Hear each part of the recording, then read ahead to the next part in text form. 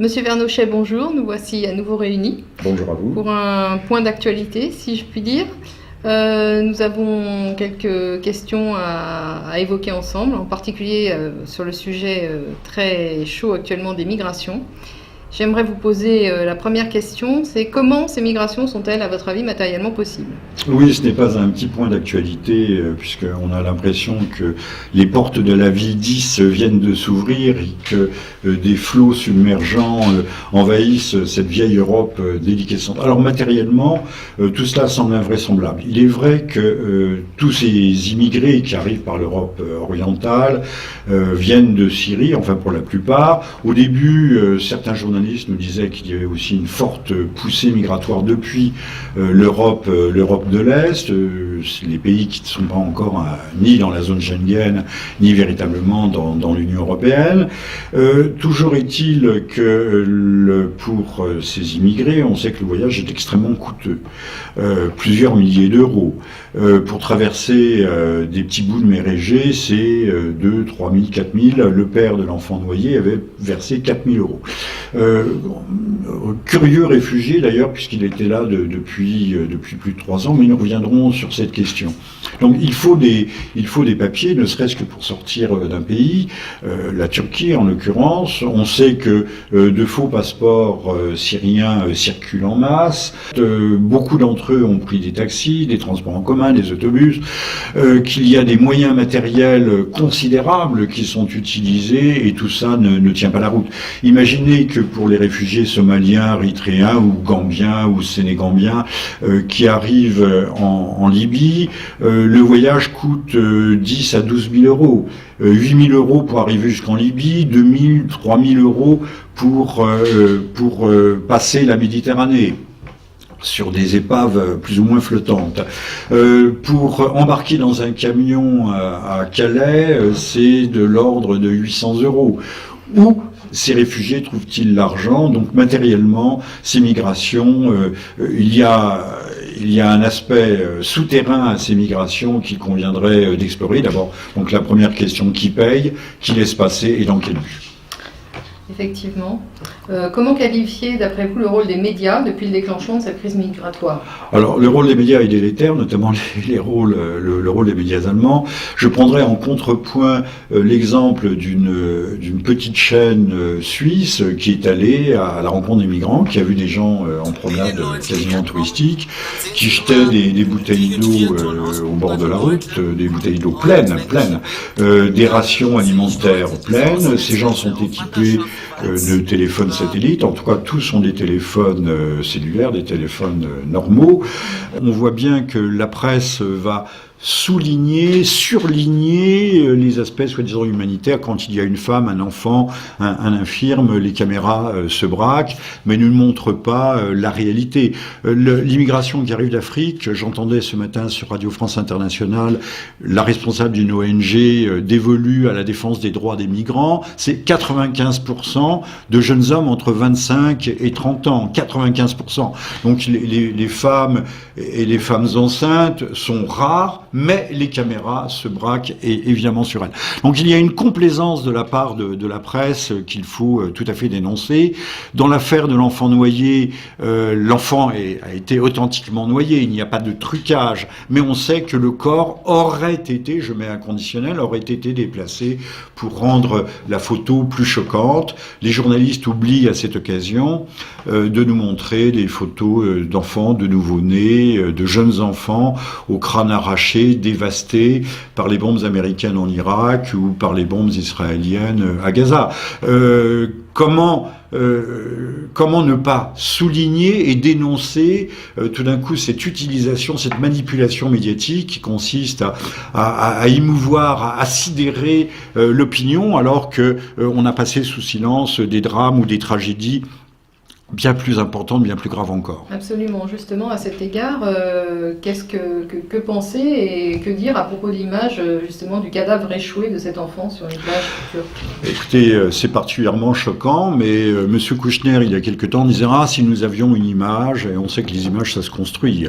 L'enfant est mort, il est authentiquement mort, mais l'image a été instrumentée, utilisée pour culpabiliser ces Européens qui sont déjà suffisamment culpabilisés comme cela, pour leur imposer des vagues migratoires qui vont s'avérer à terme dévastatrices sur l'Europe. Surtout qu'on nous dit que la France va, par exemple, accueillir 20 000 réfugiés. C'est oublier que nous avons une immigration légale de 200 000 personnes par an et une immigration illégale de 100 000. Donc, nous parlions un instant du rôle de la presse. Le rôle de la presse, c'est de mentir au moins par omission, de passer sous silence des faits fondamentaux, de ne jamais poser les bonnes questions. Qui paye ces transports, ces voyages, qui les rend possibles matériellement à des gens qui sont démunis et qui, lorsqu'on les filme, on le voit bien, n'arrivent pas à épuiser après avoir marché, comme disent les journalistes, des centaines de kilomètres, mais à avoir cheminé agréablement en jetant leurs rations alimentaires et leurs bouteilles d'eau pleine. Justement, y a-t-il un envers du décor à la générosité compassionnelle affichée par les médias ? Écoutez, cette générosité qui va devenir bientôt obligatoire, est extrêmement suspecte. Elle s'exerce toujours dans un sens et jamais dans l'autre. Elle est donc à géométrie variable. Lorsqu'encore une fois les bombes américaines s'abattaient sur les populations irakiennes, la presse était beaucoup moins compassionnelle, beaucoup moins charitable. Cette guerre de Syrie que nous avons contribué très largement à déclencher, à entretenir et à prolonger, nous y viendrons peut-être un petit peu plus tard. La presse, là aussi, ne l'a pas dénoncé avec son cortège d'horreurs, de massacres, de tueries, ou toujours de façon partiale et arbitraire. Donc la compassion, on sait très bien qu'on ne dirige pas les hommes par la raison, mais par l'émotion.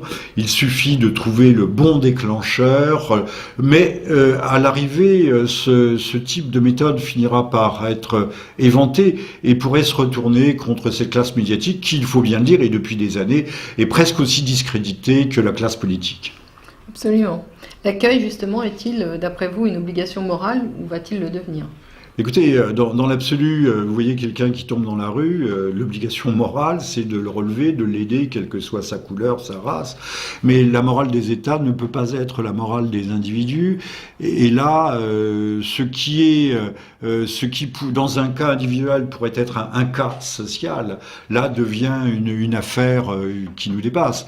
Et nous créons les conditions. Il est bien clair qu'on ne peut pas ni intégrer des gens dont la culture est réellement étrangère à la nôtre, véritablement. Même si aujourd'hui tout le monde a un mobile, là aussi joue sur Internet, les mœurs, les habitudes, qu'elles soient alimentaires, autres, religieuses, confessionnelles, sont radicalement différentes. On sait très bien qu'il n'existe pas de société multiconfessionnelle ou multiethnique.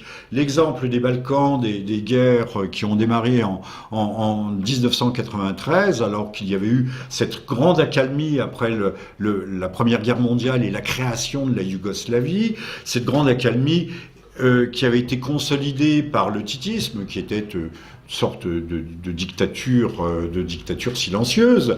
On voit bien que cela a éclaté. Le Liban en est un autre exemple. On avait réussi à souder des communautés, mais à la moindre étincelle, au moindre choc, cette pseudo-unité vole en éclats. Les États-Unis aussi, on voit bien que le communautarisme ne fonctionne pas aux États-Unis. Plus d'un siècle, et loin après la guerre de sécession, les États-Unis connaissent des drames communautaires, des affrontements communautaires, des hostilités interraciales, il faut bien dire le mot, qui sont extrêmement graves. Donc on est en train de créer des conditions d'affrontement et même voire de guerre civile. Quelles sont les causes structurelles repérables de cette crise migratoire sans précédent, d'après vous ? Alors, les causes structurelles... Oui, c'est l'ingérence, les politiques d'ingérence dites humanitaires de la France, du Royaume-Uni, de l'Italie. D'abord en Libye. Merci, monsieur Bernard-Henri Lévy, mais merci Monsieur Kouchner, qui voulait absolument que nous pratiquions cette ingérence dite humanitaire pour éviter un bain de sang. On a semé le chaos, et aujourd'hui ce sont les mêmes qui nous demandent d'accueillir d'ailleurs. Donc il y a eu la Libye que nous avons ravagée, qui servait encore une fois la Jamaria libyenne de Monsieur Kadhafi était ce qu'elle était, un régime peut-être un peu rigide, c'est le cas de le dire, mais qui servait de bassin de rétention à l'immigration subsaharienne. Nous avons fait en fait en sous-main la même chose en Syrie, puisque nous ne sommes pas indemnes de responsabilité. Nous avons entretenu, soutenu, encouragé, armé, voire entraîné les rebelles, qui sont avérés très rapidement être avec Al-Nosra la continuation d'Al-Qaïda. Mais là, c'est curieux, l'indignation des journalistes est extrêmement modérée. Ne parlons pas de l'État islamique, dont nous sommes responsables et que nous combattons de façon tout à fait modérée, tout à fait anodine, et d'une certaine façon, c'est même pas d'une certaine façon, c'est nous qui avons créé de toutes pièces. Quand je dis nous, c'est-à-dire nos gouvernements et l'Europe et le camp occidental, Washington compris, qui ont créé les conditions de ces vagues migratoires. Quels enseignements tirer quant à l'Europe et à l'Allemagne qui est pilote dans cette affaire? Alors, les enseignements sont simples à tirer. On voit bien que Mme Merkel d'abord a trahi les Allemands, les intérêts allemands, mais ce n'est pas la première fois. Que l'Europe est constituée de technocrates mondialistes qui ne payent pas d'impôts, qui sont extraordinairement bien payés, rémunérés pour assumer leur vile tâche de mercenaires au service d'intérêts qui ne se montrent pas forcément au grand jour, qui se trouvent à Washington ou ailleurs. Et donc faillite de l'Europe, qui d'ailleurs conduit ce jeu épouvantable, mais qu'il le conduit mal, qu'il le conduit en prenant vraiment les Européens pour des imbéciles. Et là encore, soulignons le rôle désastreux, délétère de la presse, qui cache qu'il y a des oppositions en Europe, des manifestations extrêmement importantes à cette politique. Les instances, les institutions européennes ont montré à quel point elles jouaient un rôle contra-européen, contre les peuples, les nations d'Europe, contre même la construction européenne. Voyez-vous d'autres dimensions géopolitiques, voire conspirationnistes ou conspiratives derrière cette crise migratoire? Écoutez, nous venons d'évoquer le rôle de l'Europe, qui est un rôle extraordinairement ambigu. D'une main, nous soutenons les rebelles syriens qui tentent de démantibuler l'État. D'ailleurs, notez que nous soutenons, soi-disant, le pouvoir légal au Yémen, avec des bombardements atroces, là aussi, mais nous sommes contre le gouvernement légal d'un gouvernement laïque qui assurait au moins l'équilibre entre les communautés et la paix civile. Personne ne fuyait la Syrie quand il y avait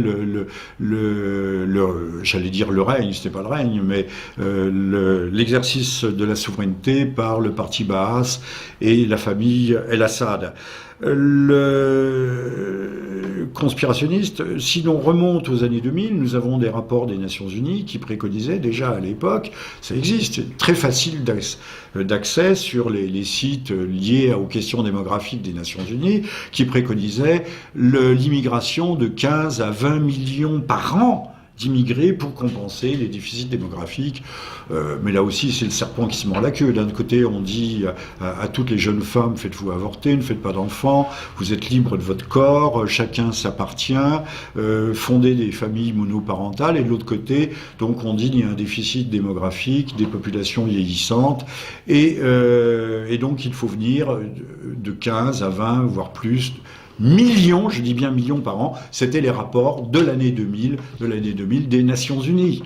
Donc il y a une dimension éminemment conspirationniste. Alors, ce ne sont pas des gens qui se sont réunis dans une cave, c'est une conspiration à ciel ouvert, mais comme la presse ne fait pas son travail, on ne rappelle pas ces faits, de dire que depuis longtemps, que ce soit l'Allemagne ou autre, on considère que l'appel d'air fourni par des masses migratoires qui font baisser les salaires, qui exercent une pression à la baisse sur les salaires, constitue donc une manœuvre servile. Il ne faut pas oublier qu'il y a peu de temps, il n'y avait pas de SMIC en Allemagne et on pouvait travailler jusqu'à 2 € de l'heure.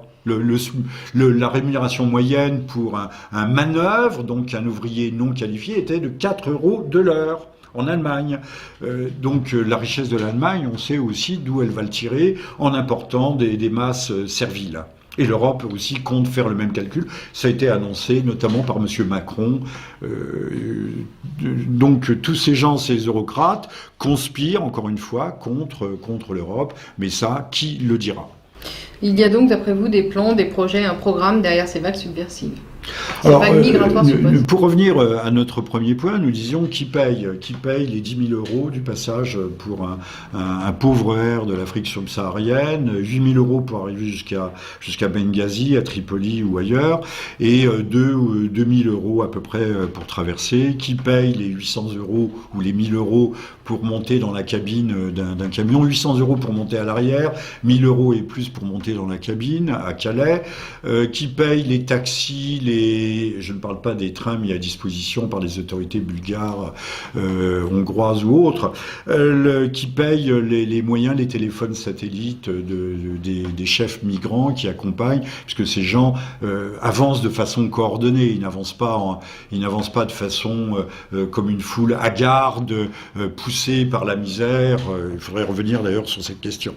Nous savons qu'il y a des fondations internationales avec différents prête-noms derrière. Alors il faut en citer une quand même, c'est apparemment la banque Rothschild qui finance un certain nombre de fondations, mais il y a des fondations écrans et qui assument le financement de ces migrations. Donc on voit bien qu'il y a une conspiration pour casser la matrice ethno-historique, ethno-culturel, ethno-confessionnel, pas seulement de la France, mais de l'Europe ou de l'Allemagne. L'Allemagne n'a pas assez payé, elle doit encore payer. Donc pour diluer les peuples européens, en faire une sorte de vaste et absolu melting pot, c'est-à-dire faire la mondialisation au niveau de l'Europe, un vaste marché constitué d'atomes humains qui seront tous d'ailleurs plus ou moins en guerre contre eux-mêmes, puisqu'à un moment donné, cette utopie, je peux qualifier cette utopie de messianique, cette utopie messianique rencontrera le mur du réel et à ce moment-là, elle volera en éclats. Quels sont justement les risques et conséquences, d'après vous, de tout ça ? Risques et conséquences, c'est des guerres, des affrontements interconfessionnels de basse intensité, une guerre civile européenne de basse intensité. Les Européens, encore une fois, on fera l'expérience. On peut admettre dans nos villages un certain nombre d'immigrés. Les choses se passeront bien un certain temps, jusqu'au moment où ça ne se passera moins bien. Il y a une loi naturelle, c'est une loi physique qui fait que quand une minorité minoritaire elle a tendance à non pas à raser les murs, mais à se faire discrète. Quand le jour où elle devient majoritaire, elle impose ses règles, elle impose sa loi. Alors, beaucoup craignent l'islam, oui, l'islam est une chose, mais il n'y a pas que l'islam. N'oublions pas que beaucoup de ceux qui arrivent comptent bien sur les largesses de l'État-providence. L'État-providence socialiste compte sur ces gens pour leur servir de clientèle électorale, et que ces clients électoraux ne sont pas la plupart du temps des producteurs. Combien d'entre eux sont vraiment, comme on nous le présente, une manœuvre qualifiée ? Rien n'est moins sûr, c'est une petite minorité. Et cette petite minorité, d'ailleurs, partira peut-être au Canada ou ailleurs et ne restera pas dans cette vilaine Europe dont les indigènes sont aussi xénophobes, apparemment, puisque les Français, à 55%, refusent cette immigration, malgré le matraquage, malgré la sidération par les images. Les Français, quand même, dans leur majorité, refusent cette invasion. Quelle solution immédiate et à long terme ? Alors, la solution que tout le monde donne, nous conclurons peut-être sur ce point, c'est de sortir de l'espace Schengen, mais il faudrait aussi peut-être par la même occasion sortir de l'euro, sortir de l'Europe, de l'Union telle qu'elle est. L'Europe est un magnifique projet, si tant est que l'Europe soit une Europe puissance, une Europe des patries, une Europe des nations, une confédération, en fait, une confédération européenne. Revenir à des frontières, et puis surtout s'affranchir de la tutelle américaine, mais qui aussi, essentiellement, n'est pas une tutelle seulement économique, c'est une tutelle morale. Il y a un terrorisme intellectuel, il faut sortir du politiquement correct. Encore une fois, sortons de la théorie du genre, sortons de cette dictature, de cette tyrannie du consensus qui nous abêtit chaque jour davantage. En conclusion, Monsieur Vernochet, je déduis de tout ça qu'il semblerait qu'effectivement qu'il y ait des plans assez structurés, de longue date et assez précis pour organiser ou en tout cas manipuler les flux migratoires de façon à déstructurer d'une part les États-nations de départ et d'autre part les États-nations d'arrivée. C'est un très vieux projet, c'est celui de M. Kodanov-Carnegie lorsqu'il a décrit la Pan-Europe, et c'est ce que nous voyons. Ce n'était pas une prophétie, c'était une vision, et nous voyons cette vision s'accomplir sous nos yeux. Merci Monsieur Vernochet. Merci à vous. Ça va surligner les aspects soi-disant humanitaires. Quand il y a une femme, un enfant, un infirme, les caméras se braquent, mais ne montrent pas la réalité. L'immigration qui arrive d'Afrique, j'entendais ce matin sur Radio France Internationale la responsable d'une ONG dévolue à la défense des droits des migrants, c'est 95% de jeunes hommes entre 25 et 30 ans. 95%. Donc les femmes et les femmes enceintes sont rares, mais les caméras se braquent évidemment sur elles. Donc il y a une complaisance de la part de la presse qu'il faut tout à fait dénoncer. Dans l'affaire de l'enfant noyé, l'enfant a été authentiquement noyé, il n'y a pas de trucage, mais on sait que le corps aurait été, je mets un conditionnel, aurait été déplacé pour rendre la photo plus choquante. Les journalistes oublient à cette occasion de nous montrer des photos d'enfants, de nouveau-nés, de jeunes enfants au crâne arraché, dévastés par les bombes américaines en Irak ou par les bombes israéliennes à Gaza. Comment ne pas souligner et dénoncer tout d'un coup cette utilisation, cette manipulation médiatique qui consiste à émouvoir, à sidérer l'opinion, alors que on a passé sous silence des drames ou des tragédies bien plus importante, bien plus grave encore. Absolument. Justement, à cet égard, qu'est-ce que penser et que dire à propos de l'image justement du cadavre échoué de cet enfant sur une plage turque ? Écoutez, c'est particulièrement choquant, mais Monsieur Kouchner, il y a quelque temps, disait « Ah, si nous avions une image », et on sait que les images, ça se construit. L'enfant est mort, il est authentiquement mort, mais l'image a été instrumenté, utilisé pour culpabiliser ces Européens qui sont déjà suffisamment culpabilisés comme cela, pour leur imposer des vagues migratoires qui vont s'avérer à terme dévastatrices sur l'Europe. Surtout qu'on nous dit que la France va, par exemple, accueillir 20 000 réfugiés. C'est oublier que nous avons une immigration légale de 200 000 personnes par an et une immigration illégale de 100 000. Donc, nous parlions un instant du rôle de la presse. Le rôle de la presse, c'est de mentir au moins par omission, de passer sous silence des faits fondamentaux, de ne jamais poser les bonnes questions. Qui paye ces transports, ces voyages, qui les rend possibles matériellement à des gens qui sont démunis et qui, lorsqu'on les filme, on le voit bien, n'arrivent pas à épuiser après avoir marché, comme disent les journalistes, des centaines de kilomètres, mais à avoir cheminé agréablement en jetant leurs rations alimentaires et leurs bouteilles d'eau pleine. Justement, y a-t-il un envers du décor à la générosité compassionnelle affichée par les médias ? Écoutez, cette générosité qui va devenir bientôt obligatoire, est extrêmement suspecte, elle s'exerce toujours dans un sens et jamais dans l'autre, elle est donc à géométrie variable. Lorsqu'encore une fois les bombes américaines s'abattaient sur les populations irakiennes, la presse était beaucoup moins convait j'allais dire le règne, c'était pas le règne, mais l'exercice de la souveraineté par le parti Baas et la famille El-Assad. Le conspirationniste, si l'on remonte aux années 2000, nous avons des rapports des Nations Unies qui préconisaient déjà à l'époque, ça existe, c'est très facile d'accès sur les sites liés aux questions démographiques des Nations Unies, qui préconisaient l'immigration de 15 à 20 millions par an d'immigrés pour compenser les déficits démographiques. Mais là aussi, c'est le serpent qui se mord la queue. D'un côté, on dit à toutes les jeunes femmes, faites-vous avorter, ne faites pas d'enfants, vous êtes libres de votre corps, chacun s'appartient, fondez des familles monoparentales. Et de l'autre côté, donc on dit qu'il y a un déficit démographique, des populations vieillissantes, et donc il faut venir de 15 à 20, voire plus, millions, je dis bien millions par an, c'était les rapports de l'année 2000 des Nations Unies. Donc il y a une dimension éminemment conspirationniste. Alors, ce ne sont pas des gens qui se sont réunis dans une cave, c'est une conspiration à ciel ouvert, mais comme la presse ne fait pas son travail, on ne rappelle pas ces faits, de dire que depuis longtemps, que ce soit l'Allemagne ou autre, on considère que l'appel d'air fourni par des masses migratoires qui font baisser les salaires, qui exercent une pression à la baisse sur les salaires, constitue donc une manœuvre sérieuse. Il ne faut pas oublier qu'il y a peu de temps, il n'y avait pas de SMIC en Allemagne et on pouvait travailler jusqu'à 2 € de l'heure. La rémunération moyenne pour un manœuvre, donc un ouvrier non qualifié, était de 4 € de l'heure en Allemagne. Donc la richesse de l'Allemagne, on sait aussi d'où elle va le tirer en important des masses serviles. Et l'Europe aussi compte faire le même calcul. Ça a été annoncé notamment par M. Macron. Donc tous ces gens, ces eurocrates, conspirent encore une fois contre l'Europe. Mais ça, qui le dira ?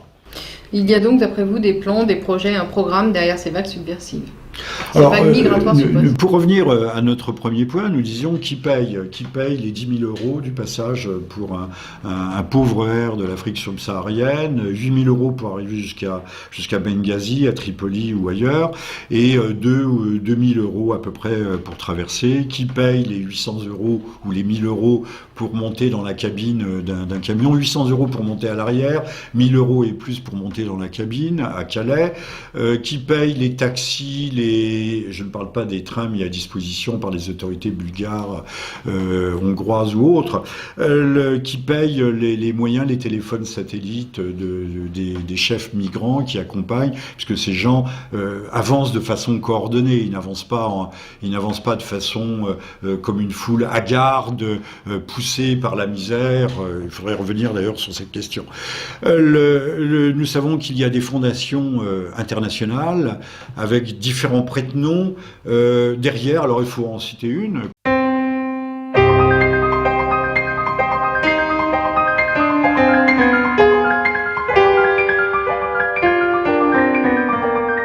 Monsieur Vernochet, bonjour. Nous voici à nouveau réunis. Bonjour à vous. Pour un point d'actualité, si je puis dire. Nous avons quelques questions à évoquer ensemble, en particulier sur le sujet très chaud actuellement des migrations. J'aimerais vous poser la première question, c'est comment ces migrations sont-elles, à votre avis, matériellement possibles ? Oui, ce n'est pas un petit point d'actualité, puisqu'on a l'impression que les portes de la vie 10 viennent de s'ouvrir et que des flots submergents envahissent cette vieille Europe déliquescente. Alors matériellement, tout cela semble invraisemblable. Il est vrai que tous ces immigrés qui arrivent par l'Europe orientale viennent de Syrie, enfin pour la plupart. Au début, certains journalistes nous disaient qu'il y avait aussi une forte poussée migratoire depuis l'Europe de l'Est, les pays qui ne sont pas encore ni dans la zone Schengen, ni véritablement dans l'Union européenne.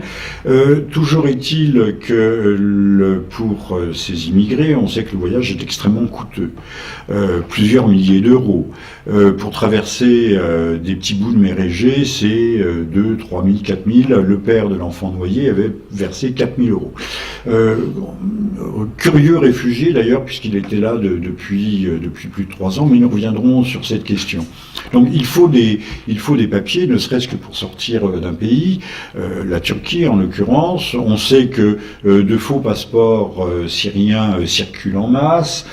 Beaucoup d'entre eux ont pris des taxis, des transports en commun, des autobus, qu'il y a des moyens matériels considérables qui sont utilisés et tout ça ne tient pas la route. Imaginez que pour les réfugiés somaliens, érythréens ou gambiens ou sénégambiens qui arrivent en Libye, le voyage coûte 10 à 12 000 €. 8 000 € pour arriver jusqu'en Libye, 2 000, 3 000 € pour passer la Méditerranée. sur des épaves plus ou moins flottantes. Pour embarquer dans un camion à Calais, c'est de l'ordre de 800 €. Où ces réfugiés trouvent-ils l'argent? Donc matériellement, ces migrations, il y a un aspect souterrain à ces migrations qu'il conviendrait d'explorer. D'abord, donc la première question, qui paye, qui laisse passer et dans quel but? Effectivement. Comment qualifier, d'après vous, le rôle des médias depuis le déclenchement de cette crise migratoire? Alors, le rôle des médias est délétère, notamment le rôle des médias allemands. Je prendrai en contrepoint l'exemple d'une petite chaîne suisse qui est allée à la rencontre des migrants, qui a vu des gens en promenade quasiment touristique, qui jetaient des bouteilles d'eau au bord de la route, des bouteilles d'eau pleines, des rations alimentaires pleines. Ces gens sont équipés de téléphones satellites, en tout cas tous sont des téléphones cellulaires, des téléphones normaux. On voit bien que la presse passionnelle, beaucoup moins charitable, cette guerre de Syrie que nous avons contribué très largement à déclencher, à entretenir et à prolonger, nous y reviendrons peut-être un petit peu plus tard, la presse là aussi ne l'a pas dénoncé avec son cortège d'horreurs, de massacres, de tueries, ou de façon partiale et arbitraire. Donc la compassion, on sait très bien qu'on ne dirige pas les hommes par la raison mais par l'émotion. Il suffit de trouver le bon déclencheur, mais à l'arrivée, ce type de méthode finira par être éventé et pourrait se retourner contre cette classe médiatique qui, il faut bien le dire, et depuis des années, est presque aussi discréditée que la classe politique. Absolument. L'accueil, justement, est-il, d'après vous, une obligation morale ou va-t-il le devenir? Écoutez, dans l'absolu, vous voyez quelqu'un qui tombe dans la rue, l'obligation morale, c'est de le relever, de l'aider, quelle que soit sa couleur, sa race. Mais la morale des États ne peut pas être la morale des individus. Et là, ce qui, dans un cas individuel, pourrait être un cas social, là devient une affaire qui nous dépasse. Et nous créons les conditions. Il est bien clair qu'on ne peut pas ni intégrer des gens dont la culture est réellement étrangère à la nôtre, véritablement. Même si aujourd'hui tout le monde a un mobile, là aussi joue sur Internet, les mœurs, les habitudes, qu'elles soient alimentaires, autres, religieuses, confessionnelles, sont radicalement différentes. On sait très bien qu'il n'existe pas de société multiconfessionnelle ou multiethnique. L'exemple des Balkans, des guerres qui ont démarré en 1993, alors qu'il y avait eu cette grande accalmie après la Première Guerre mondiale et la création de la Yougoslavie, cette grande accalmie qui avait été consolidée par le titisme, qui était sorte de dictature silencieuse. On voit bien que cela a éclaté. Le Liban en est un autre exemple. On avait réussi à souder des communautés, mais à la moindre étincelle, au moindre choc, cette pseudo-unité vole en éclats. Les États-Unis aussi, on voit bien que le communautarisme ne fonctionne pas aux États-Unis. Plus d'un siècle, et loin après la guerre de sécession, les États-Unis connaissent des drames communautaires, des affrontements communautaires, des hostilités interraciales, il faut bien dire le mot, qui sont extrêmement graves. Donc on est en train de créer des conditions d'affrontement et même voire de guerre civile. Quelles sont les causes structurelles repérables de cette crise migratoire sans précédent, d'après vous? Alors, les causes structurelles... Oui, c'est l'ingérence, les politiques d'ingérence dites humanitaires de la France, du Royaume-Uni, de l'Italie. D'abord en Libye. Merci, monsieur Bernard-Henri Lévy, mais merci monsieur Kouchner, qui voulait absolument que nous pratiquions cette ingérence dite humanitaire pour éviter un bain de sang. On a semé le chaos, et aujourd'hui ce sont les mêmes qui nous demandent d'accueillir d'ailleurs. Donc il y a eu la Libye que nous avons ravagée, qui servait encore une fois la Jamaria libyenne de monsieur Kadhafi était ce qu'elle était, un régime peut-être un peu rigide, c'est le cas de le dire, mais qui servait de bassin de rétention à l'immigration subsaharienne. Nous avons fait en fait en sous-main la même chose en Syrie, puisque nous ne sommes pas indemnes de responsabilité. Nous avons entretenu, soutenu, encouragé, armé, voire entraîné les rebelles, qui sont avérés très rapidement être avec Al-Nosra la continuation d'Al-Qaïda. Mais là, c'est curieux, l'indignation des journalistes est extrêmement modérée. Ne parlons pas de l'État islamique, dont nous sommes responsables et que nous combattons de façon tout à fait modérée, tout à fait anodine, et d'une certaine façon, c'est même pas d'une certaine façon, c'est nous qui avons créé de toutes pièces. Quand je dis nous, c'est-à-dire nos gouvernements et l'Europe et le camp occidental, Washington compris, qui ont créé les conditions de ces vagues migratoires. Quels enseignements tirer quant à l'Europe et à l'Allemagne qui est pilote dans cette affaire? Alors, les enseignements sont simples à tirer. On voit bien que Mme Merkel d'abord a trahi les Allemands, les intérêts allemands, mais ce n'est pas la première fois. Que l'Europe est constituée de technocrates mondialistes qui ne payent pas d'impôts, qui sont extraordinairement bien payés, rémunérés pour assumer leur vile tâche de mercenaires au service d'intérêts qui ne se montrent pas forcément au grand jour, qui se trouvent à Washington ou ailleurs. Et donc faillite de l'Europe, qui d'ailleurs conduit ce jeu épouvantable, mais qu'il le conduit mal, qu'il le conduit en prenant vraiment les Européens pour des imbéciles. Et là encore, soulignons le rôle désastreux, délétère de la presse, qui cache qu'il y a des oppositions en Europe, des manifestations extrêmement importantes à cette politique. Les instances, les institutions européennes ont montré à quel point elles jouaient un rôle contra-européen, contre les peuples et les nations d'Europe, contre même la construction européenne. Voyez-vous d'autres dimensions géopolitiques, voire conspirationnistes ou conspiratives derrière cette crise migratoire? Écoutez, nous venons d'évoquer le rôle de l'Europe, qui est un rôle extraordinairement ambigu. D'une main, nous soutenons les rebelles syriens qui tentent de démantibuler l'État. D'ailleurs, notez que nous soutenons, soi-disant, le pouvoir légal au Yémen, avec des bombardements atroces, là aussi, mais nous sommes contre le gouvernement légal d'un gouvernement laïque qui assurait au moins l'équilibre entre les communautés et la paix civile. Personne ne fuyait la Syrie quand il y a